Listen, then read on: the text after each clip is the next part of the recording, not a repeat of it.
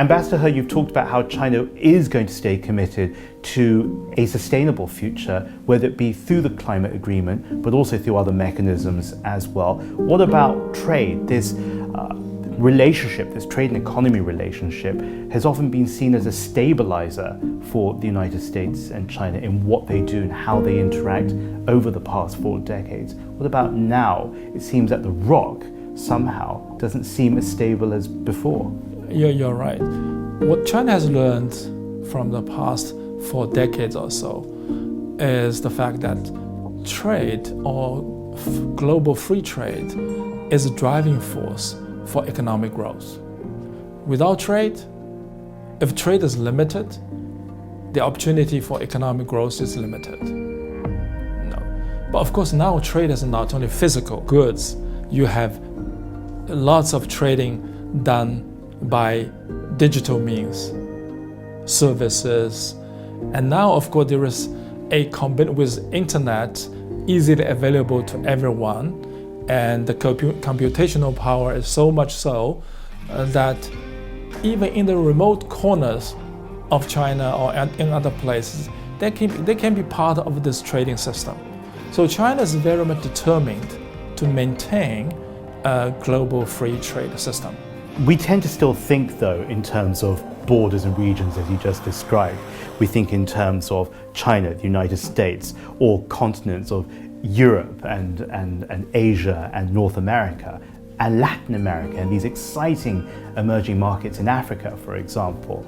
Do we need to become much more nuanced in the way that we look at the world? And will this approach also help both parties in finding a way past and around the current stumbling blocks? That's why China has proposed trade should have no tax.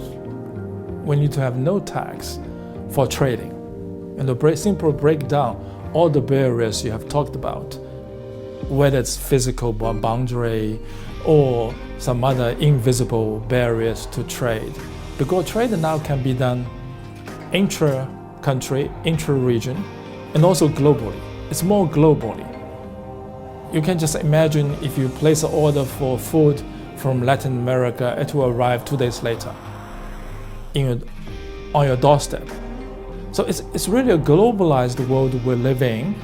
That's why China benefits from trade extremely. Hence China now not only is promoting its exports, because China has benefited from an export-oriented economy. Not anymore. I'll give you 2 figures. One is in 2008, China's net export accounts about 9% of its GDP.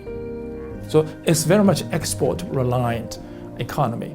By 2018, 1%. This year, you look at Shanghai International Expo, Import Expo, China has become the largest, overtaking the United States, the largest consumer market in the world. But should the world be worried about that, as they are worried about China with technology? Or should they see this as a boon time? This is a boon time. This is a good opportunity because this is the biggest market. US still remains the biggest market, together with China, 2 biggest markets. If we have more markets like this, people will benefit. They can sell things to these countries. And then economy, people will get richer in other less developed countries. And in turn, that will make the whole world well off. You expand your market. Belt and Road Initiative is also sought out along these lines.